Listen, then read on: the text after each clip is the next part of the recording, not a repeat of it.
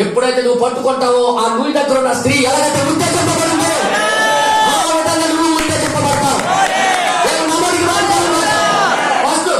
First కరోనాకి ఏం పేరు పెట్టారు? Corona.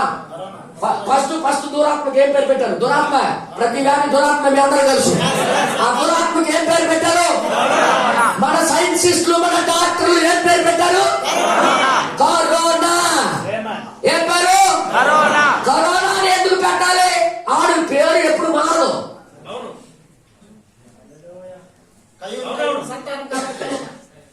No no no no no. సంఘంలోకి మొదటి గుర్రం మీద వెళ్ళినప్పుడు వాడికి ఏమి ఇవ్వబడింది?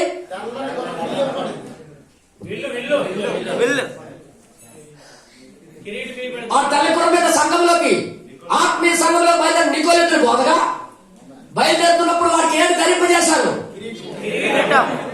కిరీటి మీద. ఆత్మీయ సంఘానికి చంపడానికి బయలుదేరినప్పుడు కిరీటి మీద.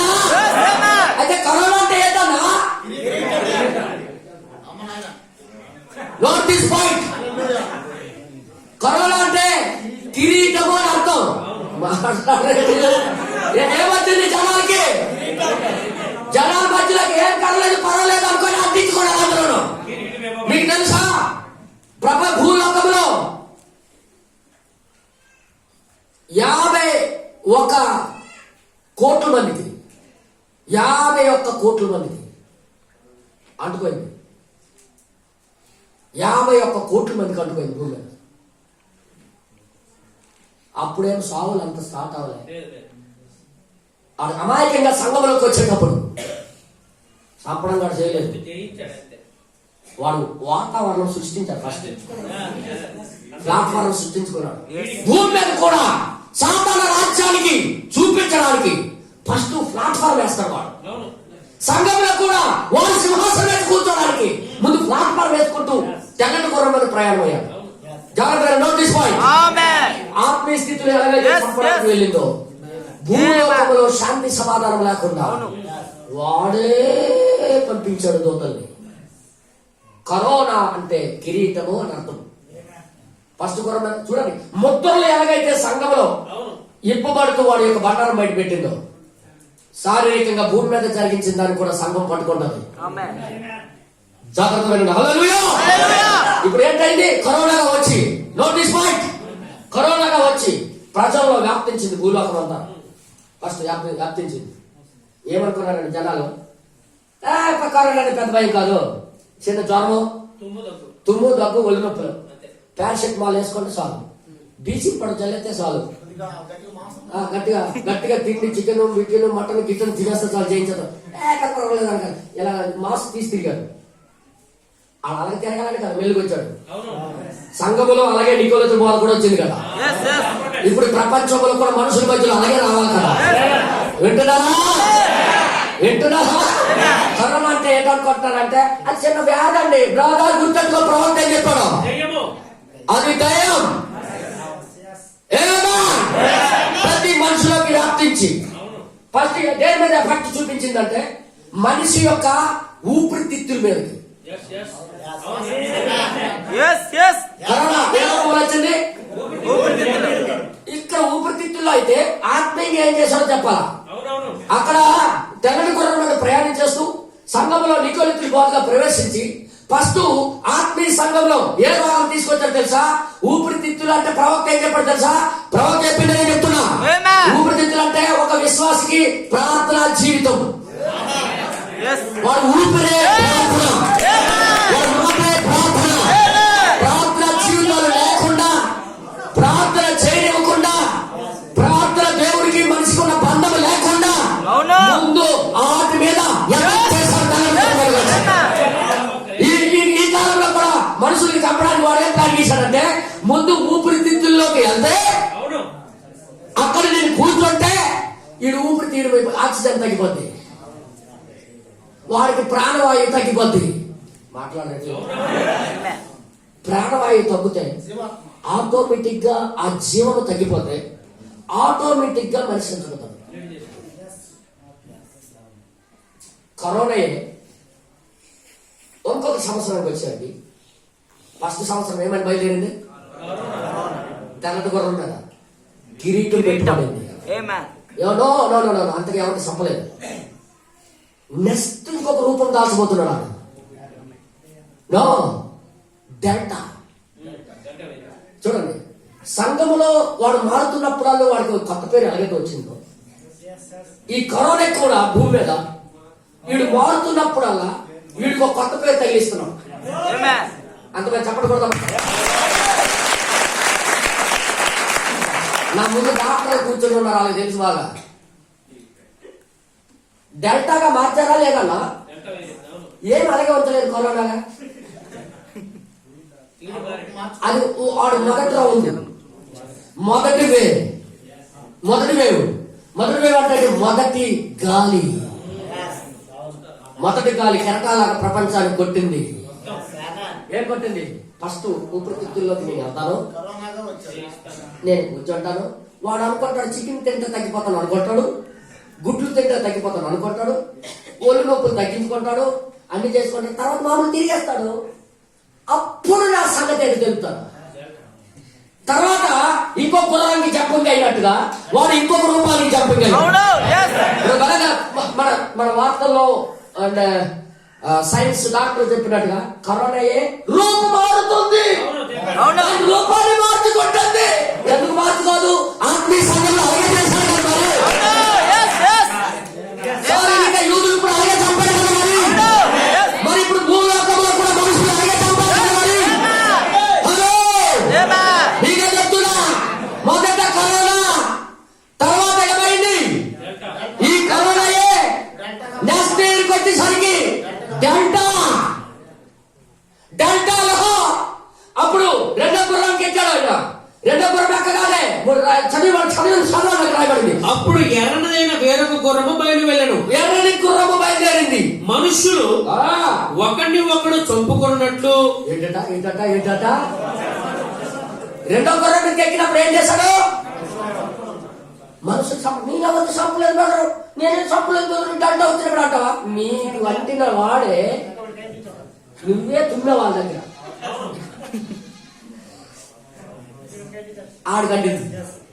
ఆడికంటింది ఇంకొకడు ఆడ దగ్గర తుమ్మాడు.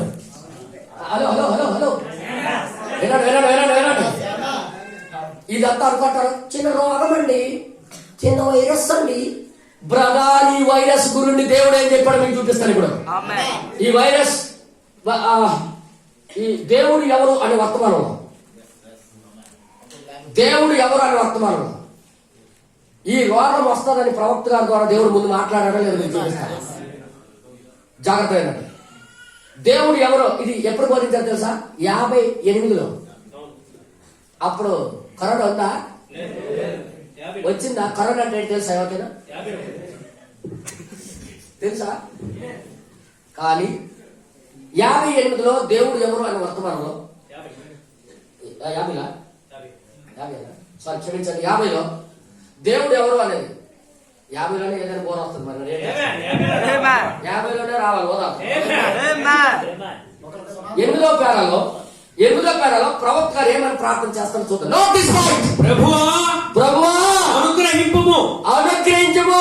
ఈ రాత్రి ఏదో చెప్పబడును, ఈ రాత్రి ఏదో ప్రాముఖ్యమైనది చెప్పబడును లేదా చేయబడును. ఏదో చేసి చూపిస్తాను ప్రభా. అది క్రీస్తు వైపునకు తిరుగుటకు కారణమగును. అంటే ఆ చేసింది ఏదో క్రీస్తు వైపు తిరిగేటట్టుగా చేయబోతున్నాడు. అది ఎవరికి తిరిగినట్టుగా? ఎదుకోబడిన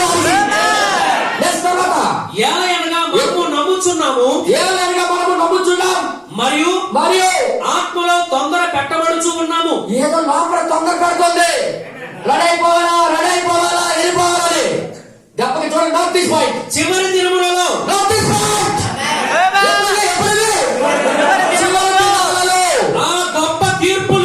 ఆ గొప్ప తీర్పులు ఈ భూభాగంపై ఉండబోచున్నవి.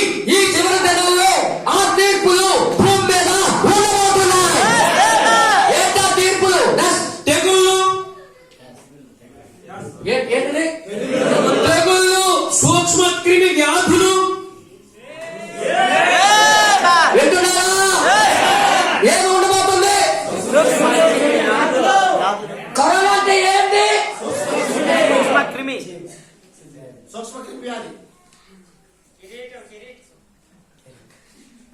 వాడికి పేరు కిరీటం. కిరీటం ఇవ్వబడింది దేనికి? కరోనా. అయితే సులోనా. సులోనా అంటే ఏంటి? వినండి. చివరి దినాల్లో తెగుళ్ళు ఉంటాయి. సూక్ష్మక్రిమి వ్యాధులు ఇప్పటికే దేశములన్నిటి యందు వ్యాప్తి చెంది ఉన్నవి. దైవం దిగిపోయి చేశారు. సంఘములో దూరాలు పోస్తూ సంఘములో కొట్టారు. దానికి ఎదుర్కోవడానికి సింహం నిలబడ్డారు. దానికి ఎదుర్కోవడానికి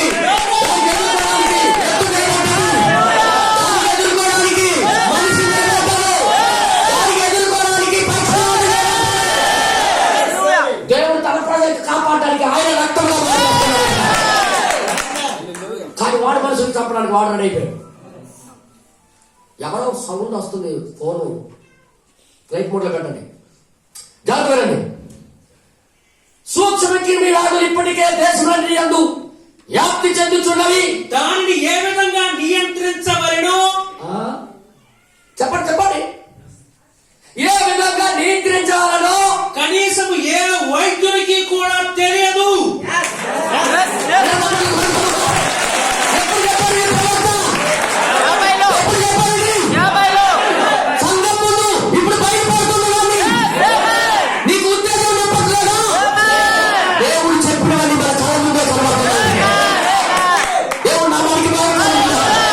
కరోనా అంటే వ్యాధి బెదరు దేవుడు చెప్పలేదు అనుకుంటారేట. దేశం మొత్తం కూడా ఇది స్టార్టింగ్ అయిపోయింది. ఇప్పుడు ఏమవుతుందంటే దీనికి మందులు లేవని మొన్న మన గవర్నమెంట్ ఏం చేద్దాం, మొదటి వ్యాక్సిన్ వేసుకోండి, రెండో వ్యాక్సిన్ వేసుకోండి, మూడో వ్యాక్సిన్ వేసుకోండి. మీకు వ్యాక్సిన్ వేసుకున్న వాళ్ళందరికి మళ్ళీ ఎందుకు వస్తుంది అయితే అడుగుతున్న ప్రశ్న. దేవుడు చెప్పాడంటే గ్యారంటీ రావాలన్నా. ఇంకొక నమ్మకం నింపింది, వ్యాక్సిన్ వేసుకున్నవాడికి అది అంతగా ప్రభావం చూపించదు నాకు. Exact right. సరే నువ్వు అన్నట్టుగా ఉందో మరి క్రీస్తు వ్యాక్సిన్ వేసుకుంటే ఏమవుతుంది?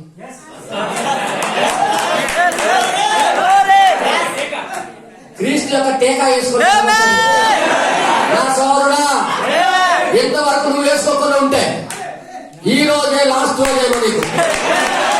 తొందరగా నీ జీవితం నిజానికి వ్యాక్సిన్ వేసుకో. 40 రోజులు ఇంకొక వే వస్తుంది. ఇప్పటికే 3వ వే దగ్గరికి వచ్చాం మనం. ఈ మూడో పురం దగ్గరికి వచ్చాం మనం. మొదటివే కరోనా, రెండవే డెల్టా. డెల్టా రూపంలో వచ్చినప్పుడు 27 కోట్ల మంది ప్రపంచంలో చచ్చిపోయారు. డెల్టాలో ఎవరు కనికరించలేదు. అది మొదట్లో అమాయకంగా వచ్చాడు. Note this point. ఎవరికి చంపలేదు. కానీ రెండో రూపంకి దాచినప్పుడు ఎర్ర గుర్రం మీద కూర్చున్నప్పుడు వాడికి కట్టు వేయబడింది. అంత చెప్పండి కొడతామా? సంఘంలో వచ్చినప్పుడు సంఘంలో ఎలా చెప్పాడంటే సంఘ సభ్యులకి కత్తి తీసుకొని అందరికి చంపడమే ప్రారంభించాడు. అధికారం వచ్చేసింది, వారికి పవర్ వచ్చేసింది. ముందు కన్నా ఇప్పుడు పవర్ పెరిగిపోయింది. ఇప్పుడు పవర్ పెంచినప్పుడు ఒక పేరు పెట్టారు, అమాయకంగా వచ్చినప్పుడు మరొక పేరు పెట్టారు. పవర్ మారుతున్నప్పుడల్లా ఒక పేరు పెడుతున్నారు దానికి. ఏమన్నా డాక్టర్ బ్రదర్ జాన్, అవునా కాదా? నేను అబద్ధం బోధిస్తున్నానా ఏట? 100కి 100% వాక్యములు చూపిస్తాను. మీరు అనుకుంటారు ఇది చిన్న చిన్న వ్యాధి కరోనాట, నువ్వు గుడ్డ కట్టాలట. నువ్వు కట్టినా కట్టపడి నీకు అంటున్నాడు. గ్యారంటీ. ఎందుకంటే వాడి ప్రయాణమే ప్రమాదకరమైన ప్రయాణం. ఇదంతేంటి? ఒక సాతానుడికి ఒక వ్యక్తిగా మారినంత వరకు, ఒక వ్యక్తిలోకి రూపు దాల్చినంత వరకు ఇది త్రోవ కలుగు చేస్తాయి. ఆ రూపంలో వాడు వచ్చేలాగా నీకు సైడ్ అయిపోతాయి. అక్కడి నుండి ఎవడు వెళ్తాడు? వాడు ప్రపంచాన్ని ఏలుతాడు. కానీ నా ప్రియ సోదరులారా, వాడు రూపు కనబడినంత ముందే సంఘానికి ఎవరో బయలుపరచాలి. సంఘానికి ఏదో వార్తను పని చేయాలి. సంఘానికి ఇక్కడ నుండి తీసుకుని వెళ్ళాలి. నేను చెప్పలే, ప్రవక్త చెప్పాడు విషయం. నేను చూపిస్తాను లేఖనాలన్నీ కూడా. దేవుని నామానికి మహిమ కలుగును గాక. ఓ జాగ్రత్తగానండి. డంటగా మారినప్పుడు ఏం జరిగింది? ఎర్ర గుర్రం ఎక్కిన తర్వాత ఏం జరిగింది? చెప్పడా లేదా? మనుషులు ఒకరిని ఒకడు చంపుకున్నట్లు ఒకడికి ఒకడు చంపినట్లు భూలోకంలో సమాధానం లేకుండా చేయుటకు. అవునవును. అక్క చెల్లెలు లేదు, బావలేదు, చుట్టాలు లేదు, బంధువులు అవతలుండు. Bye bye.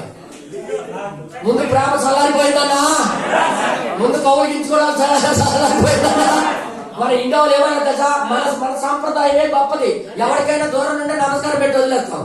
అదే ఇంగ్లీష్ లో అయితే ఒకరికొకరు మూతులు పెట్టుకుంటారు. వేగా అంటుకుంటారు వాళ్ళకి. అలా ఎక్కడ తగ్గిపోయినా ప్రపంచంలో అందరికంటే ఎక్కువ నమస్కారం పెట్టుకోవడానికి వచ్చింది. భారతదేశం అలవాడించేసిందన్న డెల్టా. ప్రపంచంలో ఎక్కువ చావులు ఎక్కడంటే భారతదేశంలోనే. చదువు గూగుల్లోకి వెళ్ళి చదువు. డెల్టా పేరు ఏంటి? డెల్టా. అక్కడ సంఘంలో వాడికి ఏం పేరు? ఎర్ర గుర్రం మీద కూర్చున్నాడు. వాడికి ఒక ఖడ్గం ఇవ్వబడింది. ఎందుకు? సమాధానం లేకుండా అందరికి చంపడానికి. డెల్టాలో ఏం జరిగింది? సమాధానం లేదు. అంటే 7 ముద్రల్లో ఎలాగైతే దేవుడు సాగాడో ఇప్పుడు వేవ్ రూపంలో మనం బోధించుకుంటున్నాం. వైరస్ వేవ్ అంటే గాలి కెరటం, గాలి ద్వారా వ్యాపించే వ్యాధి. ఇంకా ఉన్నాయన్నా ఆడు మొదట్లో ఆత్మీయంగా ఎలా చేశాడో భూమి మీద శారీరకంగా అలాగే. ఇది ఎవరు చూస్తాడు? ఇది ఎవరు చూస్తాడు? జాగ్రత్తగా. మొదటి గుర్రం మీద ఉన్నప్పుడు అంత ఆమె ప్రవక్త ఏం చెప్తున్నాడో నీకు కొద్దిగా మీకు చూపిస్తాను. నాతో కూడా బయటకు తీయండి. ప్రవక్త ఏం చెప్తున్నాడో మీకు కొద్దిగా చదివి వినిపిస్తాను.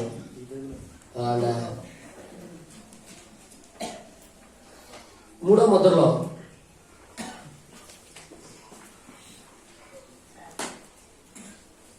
298వ పేర, 299వ పేర మనం చదివినట్లు. మూడో ముద్ర తీయండి. 7 ముద్రలు పట్టుకొని రామన్నాడు. అందుకే మూడో ముద్రలో 298. తొందర తీయాలి, చదువు స్టార్ట్ చేసి కదా. అతని చేతులలో త్రాసులున్నవి మీరు చూసారా? ఇది ఎక్కడ? ఎన్నో ముద్ర అది? మూడో ముద్ర. అవునా? మూడో ముద్రకు వచ్చినప్పుడు ఏముంది? తర్వాత చదివిస్తాను. అది తర్వాత కొద్ది చదువు. మీరు చూసారా? దేనారమునకు 1 సేరు గోధుమలనియు, అవును, దేనారమునకు 3 సేర్లు ఎవరనియు, అవును, చెప్పుచూ పిలుచుచూ ఉన్నాడు. అవును. చూడండి గోధుమలు మరియు ఎవరు ఎవరు ఈ స్వాభావిక జీవితమునకు ప్రాణాధారముగా ఉన్నవి. ప్రాణాధారమైనవి గోధుమలు ఎవరు. ఇప్పుడు మనుషులకి ప్రాణాధారం ఏంటి? గాలి. మాట్లాడలేదన్నా మూడో పురానికి జంపింగ్ అయ్యాడు. ఇప్పుడు ఇప్పుడు ఇప్పుడు వచ్చిన వేవ్ ఏంటి? దీనికి ఏం పేరు? ఒమిక్రాన్. ఒమిక్రాన్ అట. వాడు రూపు మారుస్తుంది. ఇవన్నీ ఎవరు మారుస్తున్నారు? అదే కరోనా. కాలం వెంబడి కాలం 3 సంవత్సరాలు ఎలా మారుకుంటూ వస్తుంది చూడండి. Not this point. ఇది 3 సంవత్సరాలు జరుగుతుందా లేదా? అందరు ఇక్కడ ఉన్నారా? అమ్మా బాబు 3 సంవత్సరాలు జరుగుతుందా లేదా? సరే మీకు డైరెక్ట్ చూపిస్తాను. ఈ 3 సంవత్సరాల్లోనే వాడు ఎలా మార్చుకుంటూ వస్తున్నాడు, వర్తమానం ఎలా రాకూడదు మీకు చూపిస్తాను. సరే బ్రదర్ ఇది చదువు. తర్వాత నీకు ముందు ఇది చదవండి. 3వ ముద్రలో 263 పేర.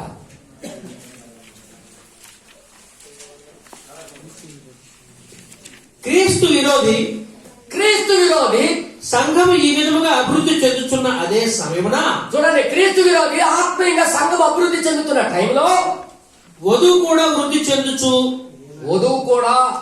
చెందుచు నీతికరణ శుద్ధీకరణ పరిశుద్ధాత్మ బాప్తిస్మము మొదలగు కార్యములతో పలు రకాల కార్యాలతో ముందుకు కొనసాగిపోతూ ఉన్నది. చూసారా? ఆ విధముగానే ఉన్నది. వారు వారు తమ తొలి ఉజ్జీవమునే పొంది ఉన్నారు గాని తొలి ఉజ్జీవాన్నే పొంది ఉన్నారు కానీ, సంఘము చివరి దాన్ని తీసుకొనినది. ఓకేనా? నెక్స్ట్ తర్వాత వారి యొక్క మొదటి 3 సంవత్సరములు వారి యొక్క మొదటి 3 సంవత్సరములు ఏంటి ఇలా పలికిశాడు ప్రవక్త? ప్రవక్త ఏంటి ఇలా పలికిశాడు అంటే ఆ సంఘము దయ్యము అవతారము 3 సంవత్సరాలు చాలా స్పీడ్ గా అందుకుంది అనమాట. మొత్తం తన నోట్లో నుండి పలికిశాడు 3 సంవత్సరాలు. Note this point brother. మనం చదివేసి వెళ్ళిపోయాం కానీ ప్రతి లేఖం ఎప్పుడు జరుగుతుందని చూడలేకపోయాం. ఈ మొదట 3 సంవత్సరాలు డాష్ డాష్ డాష్ చాలా ప్రాముఖ్యమైనది. నెక్స్ట్ తర్వాత రాయబడింది, వారి యొక్క మొదటి 3 దశలలో వాడి యొక్క 3 దశలలో నీతీకరణము, శుద్ధీకరణము, పరిశుద్ధాత్మ బాప్తిస్మము ద్వారా బాప్తిస్మం ద్వారా సంఘం బయటికి వచ్చింది. అవునా? 3 దశలు. వాడికి కూడా 3 దశలు ఏం చేశారంటే బ్రదర్, ఇప్పుడు ఎవడైతే పడిపోవాలో వాడు పడిపోయాడు. ఈ కరోనా వచ్చిన తర్వాత ఎవడు ప్రార్థన పరుడు ఎవడు ప్రార్థన పరుడు కాదు లెక్కలు తేల్చేసింది. ఈ లాక్డౌన్ లో ఏం జరిగిందో తెలుసా? అందరూ సలబడిపోయారు. ఎవడో ఎన్నుకోబడిన వాడు మాత్రం దేవుడు మరలా వేజెక్కించాడు. వింటున్నారా? జాగ్రత్త వినండి. తర్వాత రాయబడింది. ఓకే, చదవండి. అవతారము ధరించిన దేవుడు అవతారం ధరించాడట, మన మధ్య ప్రత్యక్షమవుతున్నాడు. హలో. తర్వాత ఇక్కడ వాడు ఒక క్రీస్తు విరోధిగా లోనికి వచ్చుచూ ఉన్నాడు. వాడు క్రీస్తు విరోధిగా లోనికి వస్తే దేవుడు కూడా తన సంఘములో నుండి రూపుదాలుస్తున్నాడు. ఓకే, నెక్స్ట్ ఒక అబద్ధ ప్రవక్తగా పిమ్మట మృగముగా తర్వాత మృగముగా అటు తర్వాత అంధకార యుగము ద్వారా వచ్చుచూ ఉన్నాడు. లాస్ట్ యుగం ఏంటది? పూర్తిగా భూమి మీద అంధకారం. చెప్పండి నోటీస్ పాయింట్. 3 స్టెప్పులు. 4వ స్టెప్ ఏంటి తెలుసా? పూర్తిగా డెత్, మరణం. జాగ్రత్త. ఈ ఒమిక్రాన్ ఇప్పుడు వచ్చిన డెల్టా తర్వాత ఒమిక్రాన్ గా రూపంగా వచ్చాడు.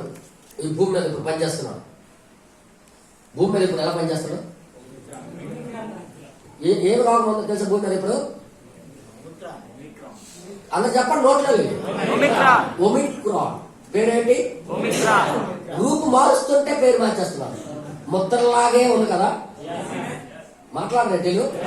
ముద్రలో తెరవబడినట్టుగా ఉంది. తెల్లటి గుర్రం, ఎర్రటి గుర్రం, నల్ల గుర్రం. ఒమిక్రాన్ భూమి మీద చీకటి తీసుకురావచ్చే పద్ధతి ప్లాన్ గీస్తారు వాడు. జాగ్రత్త. ఎప్పుడైతే డెల్టా ద్వారా చంపాడు ఎక్కువ, తర్వాత ఒమిక్రాన్ గా మారాడో ఇప్పుడు ఏం జరుగుతుందో చూడండి. మొదటి ముద్ర, 2వ ముద్ర, 3వ ముద్రలు ఎలా చేశాడు? భూమి మీద కూడా కరోనా, డెల్టా, ఒమిక్రాన్. ఇప్పుడు ఏమవుతుంది? ఇప్పుడు వాడి చేతిలో ఏముంది? ఒమిక్రాన్ రూపంలో మాట్లాడే ఆ చీకటి నలుగురు పెట్టాక చీకటి భూమి.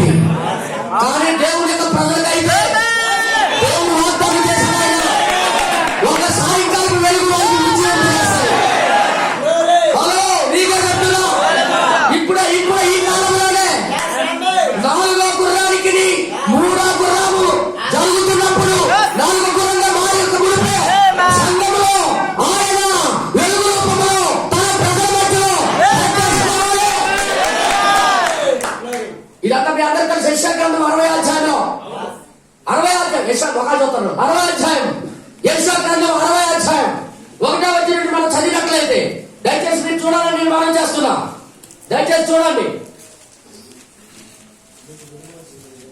వీడు 3వ గుర్రానికి ఎక్కినప్పుడే దేవుడు సంఘానికి ఏ వాగ్దానం చేశాడో చూడండి. నీకు వెలుగు వచ్చి ఉన్నది. ఏమంటాడా? నీకు వెలుగు వచ్చి ఉన్నది. లెమ్ము ఇప్పుడే తేజరిల్లు. ఇంకా దీని తర్వాత జరగబోయేది తెలుసా? 4వ గుర్రం. యెహోవా మహిమ నీ మీద ఉదయించను. ఇప్పుడు ఎందుకు నీ మీదకి వచ్చేస్తాడు? ఎందుకంటే 4వ గుర్రానికి ఎలా పడుపు 4వ గుర్రముగా రాక మునిపే 4వ గుర్రంగా మారక మునిపే 3వ గుర్రం మీద ఉండేటప్పుడే తన సంఘానికి ఒక వాగ్దానం చేశాడు ఆయన. సంఘము భూమిని చీకటి కమ్ముతున్నది. ఏం కలుగుతున్నది? ఒమిక్రాన్ ఏంటి?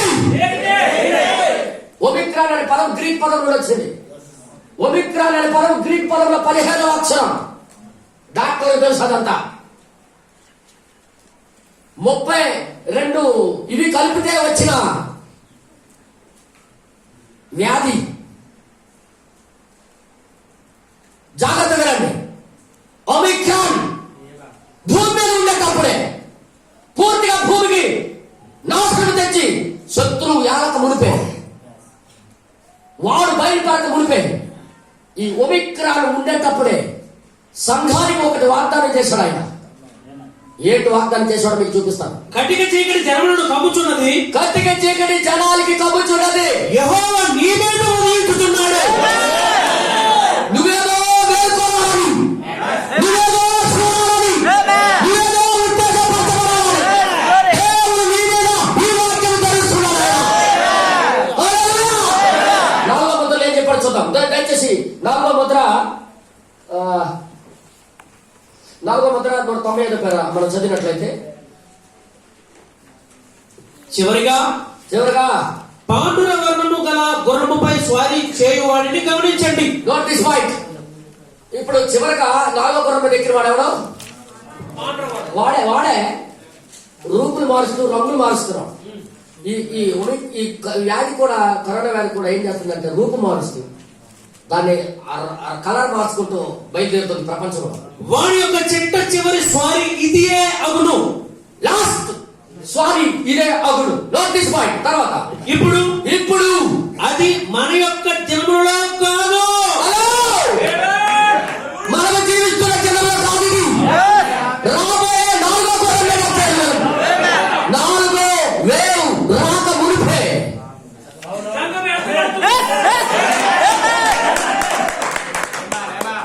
నేను చెప్పలేదు కదా, 4వ గుర్రము వాడు స్వారీ చేసినప్పుడు మనం ఉండము. ప్రవక్త చెప్తున్నాడు. నెక్స్ట్ తర్వాత చూడండి అది ఇంకా ముందుకు ఉండును. అది మన యొక్క జన్మలో కాదు, అది ఇంకా ముందుకు ఉండును. ఇంకా ముందుకు రాబోయేది. అది ఒక ముద్ర ముందుగా చెప్పబడి ఉన్నది.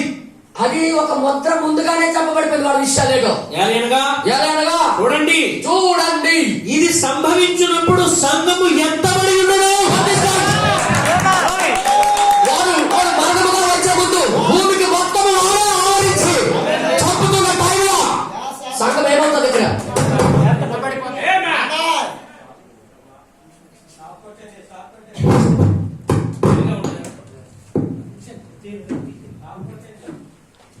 వాడు గురించి మాట్లాడుతూ వాడు ఊరుకుంటాడా?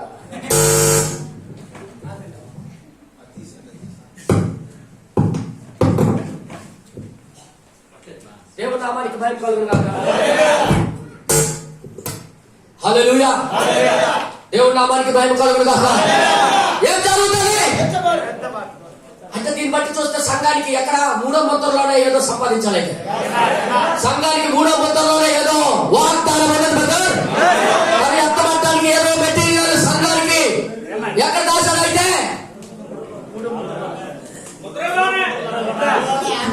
వర్తమానాలు చదివితే, బైబిల్ చదివితే ఇవి అర్థమవుతాయి. 100కో 1,00,00,000 అప్పుడప్పుడు వర్తమానం తీసుకున్నోడికి ఇది అర్థమవుదు.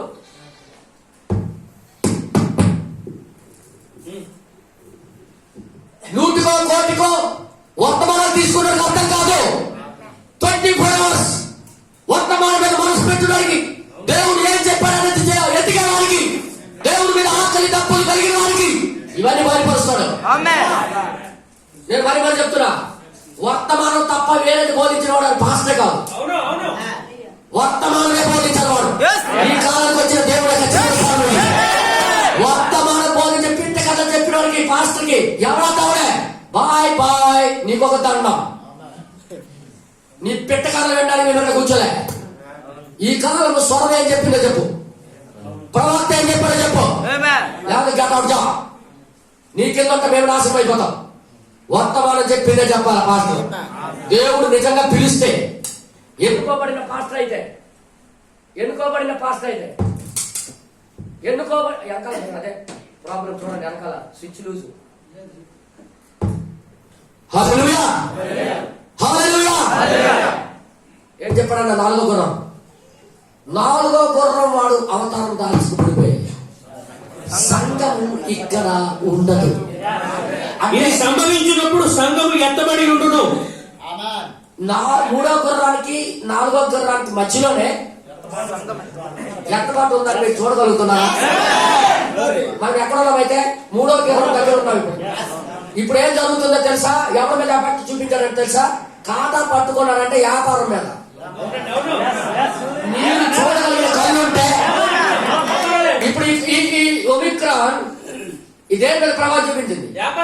ఆఫీస్కి వెళ్ళి ఆఫీస్కి వెళ్ళకుండా, వ్యాపారం తీసుకుని వ్యాపారం చేయనివ్వకుండా మాట్లాడేది.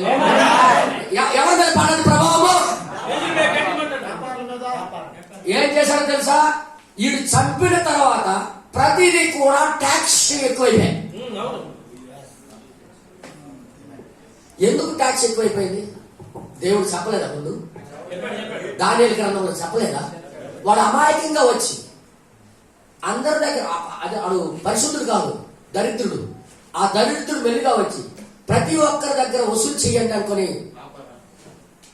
ఒంటి కడతాడు. సంఘంలో ఆ రోజు ఎలా వచ్చారంటే, సంఘంలో దూరి ప్రార్థన చేయటానికి, ప్రార్థన అంటే ఊపిరితిత్తులు మాట్లాడే, ఆ ఊపిరితిత్తులు ఇది బాగుండాలంటే నీకోసం మేము ప్రార్థన చేయాలి. ఈడు రెండో గంటగా వచ్చి చంపిన తర్వాత మనసులో ఏమైపోయిందంటే, ఒక్క గ్యాస్ సిలిండర్ ఆక్సిజన్ పీల్చుకోవడానికి ₹1,00,000 రేట్ పెంచాడు. రోజు చెప్పాలంటే ఒక ఆక్సిజన్ సిలిండర్ 500, 600. ₹1,00,000 ఎక్కడ చెప్పండి రా? ఒక మనిషి ఊపిరి పీల్చుకునే గాలి ఆక్సిజన్ రోజుకి ఎన్ని సిలిండర్లు పీల్చేస్తున్నాడు? అంత ఫ్రీగా పీల్చుకుంటున్నాడు. అలాంటి గాలిని ఒక సిలిండర్ రూపంలో అమ్మేసరికి ₹1,00,000 అయిపోయాయి. ఏ టైంలో? ఇప్పుడు ఎక్కడ వ్యాపారం జరుగుతుంది చెప్పండి మీరు? మూడో గుర్రం మీద కాటా పట్టుకొని ఒక దేనారమునకు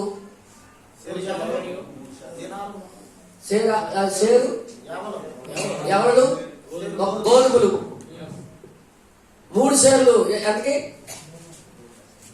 అక్కడ అమ్మకం స్టార్ట్ అయిపోయింది. వ్యాపారం జరిగిపోతుందని ఇప్పుడు భయంకరమైన రేట్లు పెరిగిపోయాయి. మాట్లాడలేదు. దేనారంకు 3 సేర్లు, ఒక దేనారంకు 1 సేరు గోధుమలని. సంఘంలో వాళ్ళు ఏం చేశారు తెలుసు? ఆత్మీయంగా చంపినప్పుడు ప్రార్థన చేయడానికి మాకు ఇంత డబ్బులు కట్టాలనుకుని పెట్టారు. అంతేనా? ఇప్పుడు శారీరకంగా ఏం జరుగుతుంది తెలుసా? ఊపిరి పీల్చడానికి మాకు ఇంత డబ్బు కొట్టన్నాడు. మీరు, నేను ఏం చెప్తున్నానో మీరు గ్రహిస్తారు. మీ లోపల ఒక ఉద్దేశం వస్తుంది. ఇప్పుడు ఎప్పుడు వెళ్ళిపోవాలి సంఘం అయితే? మూడో గుర్రానికి, నాలుగో గుర్రానికి సంఘం చూడదని ప్రభావం చెప్పాడు. నేను చెప్పలేదు బ్రదర్. వాడు పూర్తిగా అవతారం దాల్చినప్పుడు సంఘం ఉండదు ఇక్కడ. అంటే ఇప్పుడు మనం ఎక్కడ ఉన్నామైతే మన స్థానం ఎక్కడ?